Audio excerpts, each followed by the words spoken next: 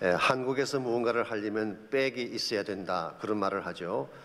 백이라고 하는 것은 뒤에서 밀어주는 힘을 말합니다. 직장에서 출세하려면 밀어주는 사람이 필요합니다. 사업에서 성공하려면 혼자 힘만으로 되지 않습니다. 누군가가 밀어줄 때 앞길이 열리고 사업이 풀리게 되죠. 심지어 아이들이 좋은 대학에 들어가는 것도 백이 있어야 된다고 합니다. 예전처럼 개천에서 용나던 시절은 끝났다, 그런 뜻입니다. 그래서 한때 한국에서 유행했던 우스갯소리가 있죠. 자녀가 입시에 성공하려면 세 가지가 필요한데, 첫째로 할아버지의 재력, 두 번째로 아빠의 무관심, 그리고 엄마의 정보력, 이런 이야기가 있었습니다. 이와 같이 저마다 무언가를 가진 자들에게 줄을 대려고 하는, 그래야 형통이 가능하고 성공할 수 있기 때문에 그런 것입니다. 그러나 과연 인간의 백이 인생의 모든 것을 책임져 줄 수가 있을까요? 저는 거기에 동의하지 않습니다. 왜냐하면 인간이 밀어주는 것은 한계가 있기 때문입니다. 아무리 능력이 뛰어난 스판서라도 모든 것을 다 해결해 줄 수는 없습니다. 눈에 보이는 가시적인 일들은 도와줄 수 있을지 모르지만 우리의 생명과 인생의 미래까지 책임질 수는 없습니다. 또한 인간 도움자의 손길이라고 하는 것은 언제 변할지도 모르는 것입니다. 일반적으로 사람들이 맺는 스폰서십은 이해관계를 따라 맺을 때가 많기 때문에 계산이 맞지 않으면 언제든 떨어져 나가게 되는 것입니다. 그러므로 참된 인생의 형통을 이루려면 인간이 밀어주는 것만으로 충분하지 않습니다. 더 완벽하고 더 능력이 뛰어나고 더 우리를 사랑으로 케어하실 누군가가 우리를 밀어줄 때에 우리 삶이 형통을 이루는 것입니다. 과연 그런 분이 누구일까요? 성경은 그분을 하나님이라고 소개하고 있습니다. 그분은 우리의 길이 되시기 때문에 우리 인생의 모든 바른 길로 바르게 이끄실 것입니다. 그분은 전능하시기 때문에 어떤 문제도 처리할 능력을 가지고 계십니다. 무엇보다 그분은 여러분과 저를 너무나 사랑하시기 때문에 자신의 모든 것을 걸고 최상의 축복을 안겨주실 것입니다. 이 하나님이 우리를 밀어주실 때 우리가 어떤 어려운 상황에 처하든 최악의 조건 속에 처하든 그것을 이겨내고 승리할 수 있게 되는 것입니다. 지난 9월 15일이 인천 상륙작전 73주년을 기념하는 날이었습니다. 인간적인 시각으로만 본다면요, 사실 그 작전은 무모하기 짝이 없는 작전이었습니다. 왜냐하면 상륙작전을 펼치기에는 좋지 아니한 요소가 너무나 많았기 때문에. 첫째로 조수 간만의 차가 가장 큰 곳 중에 하나가 인천입니다. 밀물대 상륙하지 않으면 이 상륙군이 수백 미터 이상 은폐물도 없이 질주해야 되는 그런 환경이에요. 두 번째로 넓고 긴 갯벌이 있는 곳입니다. 도보 및 차량 통행이 거의 불가능하다고 합니다. 세 번째로 높은 해벽이 있었습니다. 상륙기 주변에 모래는 거의 없고 돌로 쌓아놓은 높은 방파제와 축대로 구성되어 있기 때문에 이걸 넘어야만 올 수가 있는 것입니다. 네 번째로 그날의 기상 예보를 보니까 그날 기상이 좋지 않다는 예보가 나왔습니다. 그래서 그 당시 미 극동군 해군 사령관이었던 찰스 터너 조이 제독은 이렇게 평가했습니다. 이번 작전에 성공할 확률은 5,000분의 1도 되지 않는다, 그렇게 결론을 내렸습니다. 그럼에도 불구하고 더글라스 맥아더 장군은 그 전날 밤 하나님께 전심을 다해 기도를 했습니다. 하나님, 사람들은 지형학적으로, 기상학적으로, 통계학적으로 이 작전이 불가능하다고 합니다. 그러나 이것을 행하지 아니하면 더 많은 사람이 더 많은 피를 흘려야만 합니다. 그러므로 하나님 도와주십시오. 이 기도를 하나님께 드렸더니 하나님께서 맥아더를 밀어주셨어요. 어떤 결과가 나왔는지 아시죠? 모든 불가능이 우리를 깨뜨리고 작전은 성공을 했고 이것이 6.25 전쟁을 역전시켰다고 많은 분들이 평가를 하고 있습니다. 여러분, 참된 승리의 비결이라고 하는 것은 우리가 가진 능력이나 전략이 아닙니다. 하나님이 밀어주시느냐 아니냐에 달려있는 것입니다. 아무리 불리한 상황에 처해도 하나님께서 밀어주시면 전진해 갈 수 있고 승리할 수가 있습니다. 도울 자가 아무도 없어도 하나님이 내 편이 되시면 성공자가 되는 것입니다. 실제로 성경에 보시게 되면 위대한 인물들이 많이 등장하는데 이들은 한결같이 하나님께서 밀어준 사람들이었습니다. 늘 말씀드리지만 요셉의 케이스를 보면 그는 애굽 땅에 팔려올 때 노예로 팔려왔잖아요. 그를 밀어줄 백이 하나도 없었습니다. 부모도 없고 형제도 없고 친구도 아무도 없는 낯선 이방 땅에 홀로 버려진 고아 같은 존재가 요셉이었어요. 그럼에도 불구하고 그는 어디를 가든지 무슨 일을 행하든지 형통했다고 성경은 밝힙니다. 비결이 뭘까요? 창세기 39장 23절은 이렇게 비결을 소개합니다. 여호와께서 요셉과 함께 하십니다. 여호와께서 그를 범사에 형통하게 하셨더라. 하나님이 밀어주시니까 요셉이 성공했다 그런 뜻입니다. 엘리야 선지자의 케이스도 마찬가지죠. 아방 시절에 온 이스라엘이 바알 숭배로 돌아섰을 때 홀로 맞서서 싸웠습니다. 특별히 갈멜산 전투에는 850대1의 전쟁이었는데 숫자를 가지고 본다면 절대적 열세라고 할 수가 있죠. 그럼에도 불구하고 누가 승리했나요? 엘리야가 승리했죠. 하나님이 밀어주셨기 때문입니다. 다니엘의 경우도 동일합니다. 나라는 망하였고 부모도 없고 아무도 없는 가운데 바벨론 땅으로 포로로 끌려간 어린 다니엘, 그가 무슨 빽이 있어서 성공자가 될 수 있겠어요? 그럼에도 불구하고 그는 바벨론 땅에서 가장 높은 지위까지 올라가고 열방을 다스리는 위대한 인물이 됐습니다. 어떻게 그것이 가능하다고요? 하나님이 밀어주셨기 때문에. 그러므로 하나님이 밀어주시면 어떤 열악한 조건의 인생이라도 위대한 인생이 될 수가 있고 하나님이 기뻐하시는 좋은 열매를 남기며 살아갈 수가 있습니다. 그러므로 이 시간 우리가 물어야 될 질문은 이것입니다. 어떻게 하면 하나님이 밀어주시는 인생이 될 수 있을까? 하나님 밀어주시기만 하면 최상의 열매를 맺을 수 있는데 어떻게 하면 하나님께서 밀어주시는 인생이 될 수 있을까? 이것을 오늘 본문을 중심으로 함께 정리하며 나누려고 합니다. 오늘 같이 읽은 본문에 보시면 비록 열악한 조건에 처해 있었지만 하나님이 밀어주셨기 때문에 승리하고 궁극적으로 이스라엘의 왕이 되었던 다윗의 케이스가 소개가 되어 있습니다. 지난주에 말씀드릴 때 사울 왕이 죽었다는 사실을 말씀드렸는데요. 사울이 죽었다고 해서 당장 다윗이 이스라엘의 통치자가 되었나요? 그렇지는 않습니다. 그가 왕이 되기까지 넘어야 할 산이 기다리고 있었어요. 그 산이 뭐냐고 하면 내전이라고 하는 Civil War라고 하는 큰 산이 그의 앞을 가로막고 있었습니다. 8절과 9절을 보시면 그 사실이 소개가 되어 있습니다. 8절입니다. 사울의 군사령관 넬의 아들 아브넬이 이미 사울의 아들 이스보셋을 데리고 마하나임으로 건너가 길앗과 아술과 이스라엘과 에브라임과 베냐민과 온 이스라엘의 왕으로 삼았더라. 여기 아브넬이라는 사람이 나오죠. 이 사람은 사울의 최측근이면서 군대 장관이었죠. 일찍이 다윗을 사울 왕 앞으로 안내했던 사람이기도 합니다만은 사울이 죽은 이후에는 이 사람이 이스라엘의 실세였습니다. 모든 권세를 갖고 있는 그런 사람이었죠. 이 아브넬이 사울의 넷째 아들인 이스보셋을 데리고 마하나임으로 건너가서 왕으로 옹립을 했습니다. 그런데 4절을 보시게 되면 유다 족속은 다윗을 왕으로 세웠다고 했어요. 이렇게 되니까 어떤 현상이 벌어지겠습니까? 다윗의 가문과 사울의 가문 사이에 내전이 일어날 수밖에 없죠. 시벌 와가 벌어질 수밖에 없는 것입니다. 자, 이와 같이 사울의 가문, 다윗의 두 가문이 전쟁을 하게 되는데 이 둘 중에 누구의 세력이 더 컸을까요? 객관적으로 정리해 보게 되면 사울의 집안이 다윗보다 훨씬 더 크고 유리했습니다. 첫째로 이스보셋은 이미 기득권을 갖고 있는 왕족이었잖아요. 아버지가 죽긴 했지만 그 아들이니까 아들이 당연히 왕위를 계승하는 것이 맞죠. 이러면서 기득권이 있었습니다.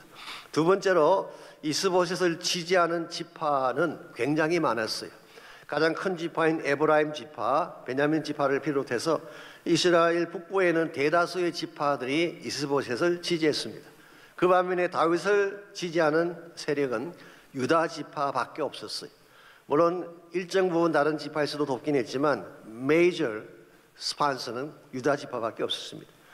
숫자적인 면에서 사울의 집안이 훨씬 더 월등하다고 할 수가 있습니다. 세 번째로 다윗은 지난 10년 동안 망명 생활을 하다가 본토로 돌아왔습니다. 그러므로 이스라엘 내에서 자기 세력을 결집할 시간이 전혀 없었어요. 이와 같이 숫자적으로 보나 기득권을 보나 모든 환경을 볼 때에 모든 조건은 사울 집안이 훨씬 더 좋은 위치에 있었어요. 그럼에도 3장 1절을 보시면은 어떤 현상이 벌어졌습니까? 사울의 집과 다윗의 집 사이에 전쟁이 오래매 다윗은 점점 강하여 가고 사울의 집은 점점 약하여 가니라. 약 2년간에 걸친 전쟁이 진행이 된 것 같은데요. 시간이 흘러갈수록 다윗의 집은 became stronger and stronger. 근데 사울의 집은 갈수록 became weaker and weaker. 이유가 무엇일까요? 하나님이 밀어주셨기 때문인 것입니다. 아무리 연약한 환경이라도 아무리 열악한 조건이 있다고 할지라도 하나님께서 밀어주시면 승리하게 되고 앞장서게 되고 반드시 축복의 열매를 맺게 되는 것입니다. 다윗은 일찍이 이 사실을 이미 알고 있었어요. 그래서 사무엘상 17장 47절에 보시면은 다윗이 오래전에 골리앗과 전쟁하러 나갈 때 외쳤던 말이 있습니다. 여호와의 구원하심이 칼과 창에 있지 아니함을 이 무리에게 알게 하리라.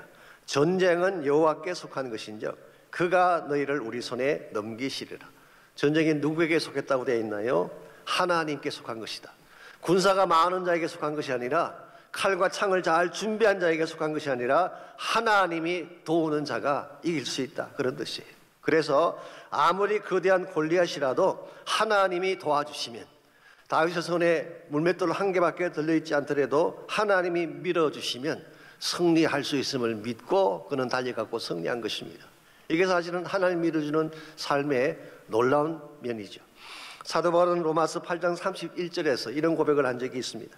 만일 하나님이 우리를 위하시면 누가 우리를 대적하냐. If God is for us, who can be against us? 하나님이 내 편이 되셔서 나를 도와주시면 누가 감히 우리를 대적할 수가 있겠느냐. 여러분과 제가 이 사실을 바로 안다면 문제가 왔다고 해서 당황할 필요가 없습니다. 인생 조건이 불리하다고 해서 낙심할 필요가 없습니다. 하나님이 내 편이 되어서 나를 밀어주시기만 하면 우리는 모든 불리한 조건을 딛고 승리할 수 있기 때문에. 자, 그렇다면 하나님은 어떤 자를 밀어주실까요? 오늘 본문에 소개된 다윗의 케이스를 보게 되면 하나님께서 밀어주시는 사람의 특징 세 가지가 오늘 본문에 소개가 되어 있습니다. 첫 번째로 하나님은 영성이 깊은 자를 밀어주세요. 하나님께서 밀어주시는 인생이 되려면 1차적으로 영적으로 하나님과 깊은 관계를 맺어야 된다, 그런 뜻입니다. 1절 말씀 보시게 되면요, 하나님과 다윗의 관계를 엿보게 해주는 다윗의 그 삶의 특징 하나가 1절에 소개가 되어 있습니다. 그 후에 다윗이 여호와께 여쭈아리되 내가 유다 한 성읍으로 올라가리까? 여호와께서 이르시되 올라가라. 다윗이 아리되 어디로 가리까? 자, 이 말씀 보시게 되면요, 그 후에라고 했는데 이것은 제법 시간이 지난 때를 말합니다. In the course of time. 그러므로 며칠 뒤가 아니라 제법 시간이 흐른 때에, 즉 사울이 죽고 나서 제법 시간이 흐른 때에 이제는 다윗이 자기 거처를 결정해야 될 그런 순간이 온 것입니다. 그때 다윗이 무엇을 했다고요? 본인이 그냥 결정하지 않았어요. 본인이 가고 싶은 곳으로 간 것이 아니라 제일 먼저 하나님께 나가서 여쭤본 것입니다. 이 하나님께 여쭤보는 것을 오늘 우리가 쓰는 용어로 뭐라고 표현합니까? 기도한다, 그렇게 표현하는 거예요. 하나님께 나가서 먼저 기도한 것입니다. 다윗은 자기 원하는 대로 행하지 않았어요. 자기의 결정을 먼저 하지 않고 먼저 하나님께 나가서 여쭤보고 하나님의 의견을 다 들은 후에 하나님이 지시하시는 곳으로 떠나는, 이것이 다윗이 한두 번 한 일이 아닙니다. 항상 그렇게 했어요. 사무엘상이나 사무엘하 전체를 읽어보게 되면 어떤 중요한 순간이 올 때마다 다윗은 여호와께 가서 여쭤보는 일을 먼저 했습니다. 이걸 보게 되면요, 다윗 인생에서 가장 중요한 것은 어떤 사건이나 어떤 일이 아니라 하나님과의 관계라는 것을 알 수가 있습니다. 실제로 다윗은 하나님을 사랑했고 하나님 사랑을 인생 최고 가치로 여겼어요. 하나님을 사랑하고 하나님을 사랑하는 것을 최고 가치로 여기는 이것을 영성이라 그럽니다. 다윗 영성의 출발점은 하나님과의 관계성이에요. 그래서 시편 18편 1절을 보면 그는 이렇게 고백을 합니다. 나의 힘이신 여호와여, 내가 주를 사랑하나이다. 하나님의 능력이신데 능력이 많으신가 하나님을 다윗은 사랑한다고 고백하고 있어요. 시편 63편 3절은 이렇게 고백합니다. 주의 인자심이 생명보다 나으므로. 여기 인자라고 번역한 단어가 헤세드죠. loving kindness. 그 하나님의 사랑하심이 생명보다도 낫대. 자기 목숨보다도 귀하대. 그래서 내 입술이 주를 찬양할 것입니다. 다윗의 마음속에는 세상의 그 어떤 것보다도 하나님이 가장 소중하고 하나님 사랑이라고 하는 것이 자기의 목숨보다 더 귀중하다고 고백을 했기 때문에 다윗은 매일매일 이 하나님을 만나고 하나님과 사랑의 관계성을 만들어간 것입니다. 여러분께서 요즘 우리 제자훈련에 하나님 경험하는 삶이라는 그 과목이 있잖아요. 그거 하시면 다 배우겠지만 이 하나님 경험하는 7가지 실체 가운데 제일 첫 번째가 사랑의 관계성이에요. 이게 모든 걸 다 결정하는 것입니다. 이 사랑의 관계성이 깊어지게 되면 말씀을 순종하는 것도 깊어지게 되고, 그게 깊어지게 되면 하나님을 경험하는 것이 깊어지게 돼요. 그래서 우리가 하나님을 사랑하게 되면 여러분 삶 가운데 기도가 깊어지게 됩니다. 기도가 깊어지면 말씀이 깊어지고, 말씀이 깊어지면 순종이 깊어지고, 순종이 깊어지면 결과적으로 하나님을 깊게 경험하게 되는 것입니다. 이 모든 것의 출발점이 하나님과 사랑의 관계성이라는 것입니다. 이런 면에서 여러분이나 저나 다 부족하죠. 연약한 면들이 있습니다. 우리가 아무리 하고 싶어도 우리 힘으로 안 되는 일들을 많이 가지고 있는 것이 우리의 현실이죠. 그러나 우리가 아무리 연약할지라도 이와 같이 전능하시고 모든 것을 소유하신 이 하나님을 사랑해서 하나님과의 관계만 만들어지게 되면 여러분 염려할 필요가 없다는 것입니다. 그 하나님 우리를 도와주시고 우리 모든 니들을 채워주실 것이기 때문에. 그래서 정말 중요한 것은 어떻게 하면 우리가 하나님과 연결이 되어져서 이 전능하신 하나님이 주시는 힘을 공급받을 수가 있을까? 비유컨대 우리 요한복음 15장에 나오는 말씀처럼 포도나무이신 예수님에게 abide in 할 때 우리는 가지죠. 가지가 노력한다고 열매 맺는 거 아닙니다. 아무리 용쓰고 힘써도 스스로 열매 맺을 수가 없어요. 우리는 그 포도나무이신 와인이신 예수님에게 붙어 있어야 돼요. abide in. 여러분과 저의 삶이 하나님에게 abide in 하게 되면, 그분 안에 거하게 되면, 그분 안에 붙어 있게 되면, 연결되기만 하면 하나님 가지신 모든 능력과 모든 그 아름다운 것들을 다 공급받을 수가 있게 돼요. 그들의 삶이 부유하게 형통하게 이루어지는 것입니다. 오늘 본문을 기록한 이 다윗은 이것을 경험했어요. 다윗도 어려움과 위기를 많이 겪었던 사람 아닙니까? 그러나 최악의 위기 가운데 처할지라도 하나님께 구하기만 하면 하나님이 건져주신다. 이 확신이 다윗에게 있었어요. 그래서 시편 34편 4절에 보시게 되면 이런 말씀이 나옵니다. 시편 34편은 다윗이 사울에게 쫓겨서 블레셋 지경으로 도망을 갔다가 블레셋 왕 앞에서 미친 척했던 때, 침을 흘리며 미친 척했을 때, 그때 선시로 알려져 있습니다. 사실 그 상황을 생각해 보면요, 그야말로 해답이 없어요. 적진 한가운데 들어갔지 온 사방은 적군밖에 없어요. 다 블레셋 사람이에요. 여기서 빠져나올 수 있는 길은 없습니다. 최악의 수렁에 빠진 상황이죠. 그때 다윗이 무엇을 했을까요? 여호와께 부르짖었더니 하나님이 건져주신 거예요. 그래서 내가 여호와께 간구하며 내게 응답하시고 내 모든 두려움에서 나를 건지셨도다.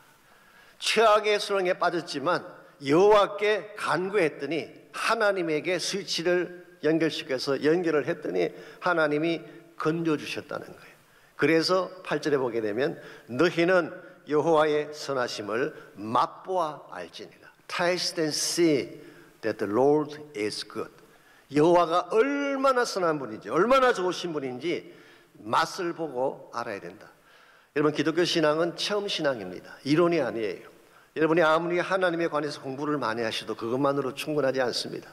아무리 많은 지식을 소유해도 하나님에 관한 혹은 성경에 대한 지식을 아무리 많이 축적해도 그것만으로 충분하지 않습니다. 실제 말씀 속에 들어가야 돼요. 실제 하나님을 만나야 돼요. 하나님과의 관계 속에 들어가서 하나님을 경험해야지 진정한 차원의 능력이 나오고 역사가 일어나게 되는 것입니다. 이런 의미에서 우리 인생에 문제가 많은 것이 문제가 아닙니다. 하나님과 어떻게 커넥될 것인가, 우리 영성을 얼마나 깊이 만들 것인가, 어떻게 하면 하나님과 연결되어서 하나님이 소유하신 모든 능력을 누리며 살 것인가, 이것이 가장 큰 관건인 것입니다. 그러므로 여러분과 제가 정말 하나님 믿어주시는 그런 건강한 삶을 살기를 원한다면 하나님과의 관계성을 매일 견고하게 만드는 것이 필요합니다. 두 번째로 하나님께서는 믿음의 선택을 하는 자를 믿어주세요. 믿음으로 바른 선택을 하는 자의 삶을 밀어주시고 축복해 주시는 것입니다. 자, 다윗의 케이스를 소개해드리자면요. 자, 다윗이 하나님께 여쭤보았습니다. 어디로 갈까요? 그때 하나님께서 대답하시기를 헤브론으로 가라, 그렇게 분부하셨어요. 그러자 2절과 3절을 보시게 되면 하나님께서 헤브론으로 가라고 말씀하시자마자 다윗은 두말하지 않고 온 가족과 추종자를 이끌고 헤브론으로 갔다고 기록하고 있습니다. 이것을 우리는 믿음의 선택이라고 부르는 것입니다. 왜냐하면 사실 객관적인 조건만 본다면요, 헤브론이라는 지역은 그렇게 추천할 만한 주거 지역은 아니었어요. 왜냐하면 그 험악한 산지였기 때문에, 돌로 구성된 산지였기 때문에 추천할 만한 주거지는 결코 아니었습니다. 그러나 믿음의 시각으로 보면 다른 것입니다. 이 헤브론에는 하나님이 주신 굉장히 소중한 영적 유산이 있는 장소가 바로 헤브론이었어요. 그래서 여호수아 14장 12절 13절에 보시면은 여호수아가 땅을 다 정복한 후에 가나안 땅을 분배하지 않습니까? 그때 갈렙이라고 하는 사람이 나와서 자기에게는 산지를 달라고 간구하는 내용이 나옵니다.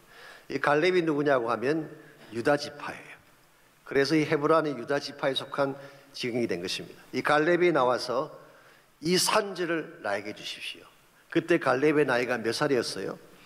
85세였다고 성경은 기록하고 있습니다.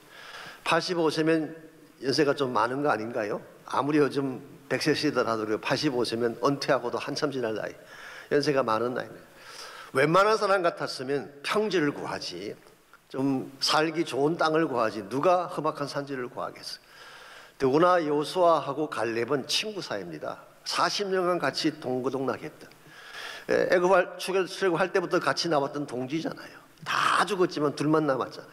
이런 관계니까 갈렙이 아마 어떤 땅을 지목하든 여호수아가 노하지 않았을 거예요. 그런데 그 많은 옵션을 두고 갈렙은 산지를 달라고 요청을 했어요. 더구나 그 산지는 아낙 자손이라고 하는 거대한 민족이 살고 있는데 누구나 다 피하고 싶은 곳인데 왜 산지를 구했을까요?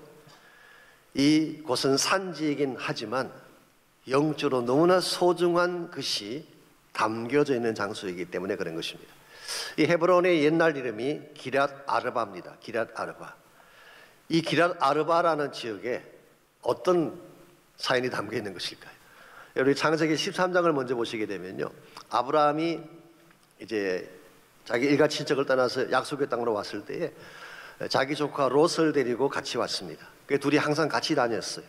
근데 시간이 지나면서 점점 재산이 늘어나니까, 즉 가축의 숫자가 늘어나니까 가축을 먹일 수 있는 땅에 대한 분쟁이 일어난 것입니다. 그래서 할 수 없이 아브라함이 하루는 조카를 불러다가 이야기합니다. 내가 너에게 먼저 결정권을 줄 테니까 너가 먼저 땅을 선택해라. 그러면 내가 그 다음에 내가 선택하겠다. 그렇게 해서 선택권을 먼저 주었습니다.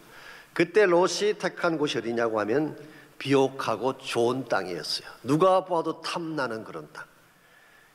그 반면에 아브라함은 척박한 산지를 선택하게 됩니다.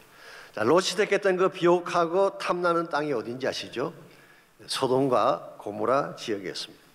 보기에는 좋아 보이니까, 먹고 살기 편하게 보이는 것이니까 누구나 선호하는 장소가 바로 소돔과 고모라. 근데 한 가지 문제가 있습니다. 그곳에는 죄악이 가득 차 있는 장소였습니다. 그 반면에 아브라함이 선택한 그 산지가 바로 헤브론이에요. 헤브론. 그래서 롯은 비옥하게 보였지만 사실은 멸망의 도시인 소돔 땅으로 들어가게 되고, 아브라함은 헤브론 땅을 차지하게 된 것입니다. 창세기 23장에 보시게 되면 바로 그 곳에 있을 때에 아브라함의 부인인 사라가 세상을 떠나게 됩니다. 그때 아브라함이, 그 장소가 기럇 아르바인데요, 헤브론의 옛날 이름이죠. 그때 아브라함이 헷 족속에게 값을 지불하고 땅을 삽니다. 그리고 그 땅에다가 묘실을 만들고 자기 부인 사라를 장사 지냈어요. 그 장소 이름이 막벨라 굴이라고 하는 장소인 것입니다. 나중에 아브라함이 세상을 떠났을 때 아브라함도 그곳에 묻혔어요. 이삭도 그곳에 묻히고 리브가와 레아도 그곳에 묻히고 후일 야곱도 그 장소에 장사 지내게 됩니다. 그러므로 비록 겉으로 보기에는 산지에 불과하지만, 척박한 산지로 보이지만 사실 그 헤브론은 영적 유산이 묻혀있는 장소예요. 믿음의 뿌리가 있는 곳, 언약의 뿌리가 있는 곳. 세상 사람들이 볼 때는 아무도 선택하지 않겠지만 믿음을 가진 사람들만은 선택할 수 있는 장소가 바로 헤브론이었어요. 일반적으로 오늘 이 시대에도요, 사람들 눈에 보기에 좋은 것을 선택하려는 경향이 있습니다. 보기에 좋아 보이고 편해 보이고 화려해 보이는 그런 것을 택할 때가 많이 있죠. 그래서 배우자를 선택할 때도 외모가 좀 반지르하고 보기에 좋아 보이면 선택하는 경우가 없잖아 많이 있습니다. 그러나 여러분 조심해야 됩니다. 겉만 보고 택하시면요, 일평생 소가리를 해야 될 가능성이 다분히 있어요. 오늘 수많은 사람들이 세상을 향해 나아가는 이유, 세상에 들어 사는 이유가 뭔지 아십니까? 진짜 진주가 있는 것을 모르기 때문에. 참된 진주는 하나님이에요. 예수 그리스도가 진정한 진주예요. 하나님을 예배하는 곳, 하나님을 기도하는 그곳에 진주와 보화가 있는 것입니다. 여러분과 제가 영적으로 깨어서 바른 삶을 살게 되면 이와 같은 선택을 할 수 있게 되는 거예요. 아무리 보기에 화려해 보이고 세상이 그럴듯해 보여도 세상 쪽을 향해 나아가지 아니하고, 먹고 마시고 노는 쪽을 향해 나아가지 아니하고, 예배가 있는 곳, 기도가 있는 곳, 섬김 있는 것, 이것을 선택해서 하나님의 뜻을 향해 살아가는 인생, 이러한 자를 하나님이 밀어주시는 거예요. 그러므로 여러분과 제가 정말 하나님께서 밀어주셔서 창대한 인생이 되기를 원한다면 1차적으로는 하나님과의 관계를 깊이 맺으셔야 돼요. 매일매일 하나님 만나고 사랑의 관계를 깊게 만들어 가야 되는 것입니다. 두 번째는 믿음으로 영적인 선택을 해야지 엉뚱한 곳에 인생 낭비하지 아니하고 바른 열매를 향해 살아갈 수가 있는 것입니다. 마지막 세 번째로 하나님은 은혜의 가치를 아는 자를 밀어주세요. 은혜의 가치를 아는 자를. 이 은혜가 무엇인지를 바로 알고 그걸 바로 아는 사람은 은혜를 베풀 줄 알게 돼요. 그러한 자의 삶을 하나님이 축복해 주시는 것입니다. 오늘 보면 4절에서 6절까지를 보시면은 다윗이 유다 왕으로 즉위한 직후에 제일 첫 번째로 했던 일이 소개가 되어 있습니다. 그게 무슨 일인지 아십니까? 자, 4절입니다. 유다 사람들이 와서 거기서 다윗에게 기름을 부어 유다 족속의 왕으로 삼았더라. 어떤 사람이 다윗에게 말하여 이르되 사울을 장사한 사람은 길랏 야베스 사람들이니이다 하며, 우리 사무엘상 31장 공부할 때 다루었습니다. 사울 왕이 그 전쟁에서 패배하고 그게 목이 잘리지 않습니까? 블레셋 사람들에게. 그리고 몸뚱아리 시신이 벽에 절벽에 이렇게 못 박히는 그런 수치를 당했죠. 그걸 그냥 두면은 이제 새 밥이 됩니다. 짐승의 밥이 되는데 이걸 참아보지 못하는 길랏 야베스 사람들이 밤에 가서 그 시신을 내려오고 사울과 요나단의 시신을 좋은 곳에 장사를 지내주게 되었죠. 그 사실을 다윗이 왕이 되자마자 누가 와서 리포트를 한 것입니다. 이 말들은 다윗이 너무너무 기뻐하면서 야베스 사람들에게 전령을 보내서 너희들이 이처럼 사울 왕에게 은혜를 베풀었으니까 하나님도 너희들에게 축복하기를 원하고 나도 선한 일을 너희에게 갚아주리라, 그렇게 말씀하셨어요. 다윗이 왜 이와 같은, 사실 길랏 야베스 사람하고 아무 상관이 없는데 사울과 가까웠던 사람인데 왜 이런 일을 했을까요? 다윗은 은혜가 무엇인지를 알았기 때문에 그래요. 은혜의 가치를 알았기 때문에. 여러분, 은혜를 갚으며 사는 사람이 되려면은 은혜가 무엇인지를 알아야 돼요. 그리고 모르는 사람은 아무리 많은 은혜를 받아도 감사하지 않습니다. 그러므로 은혜를 갚으며 사는 삶은 있을 수가 없죠. 그러나 다윗의 케이스는 누구보다도 은혜가 무엇인지를 알고 있었어요. 지금까지 다윗에게 만든 것이 100% 하나님의 은혜였어요. 다윗이 들판에서 양을 치며 가축들의 오물을 뒤집어 쓰고 살 때에 누가 그를 양의 우리에서 불러내었나요? 하나님이죠. 그가 돌멩이 한 개 들고 골리앗 앞에 섰을 때에 누가 그에게 승리의 영광을 안겨주었나요? 하나님이죠. 그가 사울에게 쫓겨다니면서 수없이 많은 위기와 고난을 겪을 때 누가 그를 도와주었나요? 하나님이죠. 위기를 맞이할 때마다 기막힌 방법으로 건져내어 주시고 지치고 힘들어 쓰러질 때에 적절한 사람을 붙여서 다윗을 다시 일어서게 한 후에 고난이 모든 광야를 다 통과하고 드디어 유다의 왕으로 등극하게 된 것, 하나님의 은혜였죠. 이 사실을 누구보다 잘 아는 다윗은 본인이 왕이 됐을 때 본인이 은혜를 입은 것처럼 또 은혜를 행하는 사람에게 은혜를 베푸는 이런 삶을 살게 된 것입니다. 여러분과 저에게도 이와 같은 삶이 필요합니다. 우리가 정말 예수님 만났고 은혜를 받았다면 우리도 다른 사람에게 베풀 수 있어야 돼요. 사랑도 베풀고 내 가진 것도 나눠줄 수가 있고 시간과 모든 것을 베풀며 사는 삶을 살아야 되는 것입니다. 우리 은혜 받은 이후에 은혜를 쏟을 때가 참 많죠. 은혜를 잊어버릴 때가 참 많습니다. 그러다 보니까 예수 믿었지만 척박한 삶을 반복하고 주변 사람들에게 하나님 영광을 나타내지 못하는 경우를 흔히 볼 수 있게 됩니다. 그러나 우리가 정말 은혜 받은 사람답게 사랑하고 대접하고 섬기고 베풀고 살게 되면 세상 사람들이 하나님을 알게 되고 복음을 향한 문이 열려지게 되는 것입니다. 사실 하나님은 멀찍이 서 계시지 않습니다.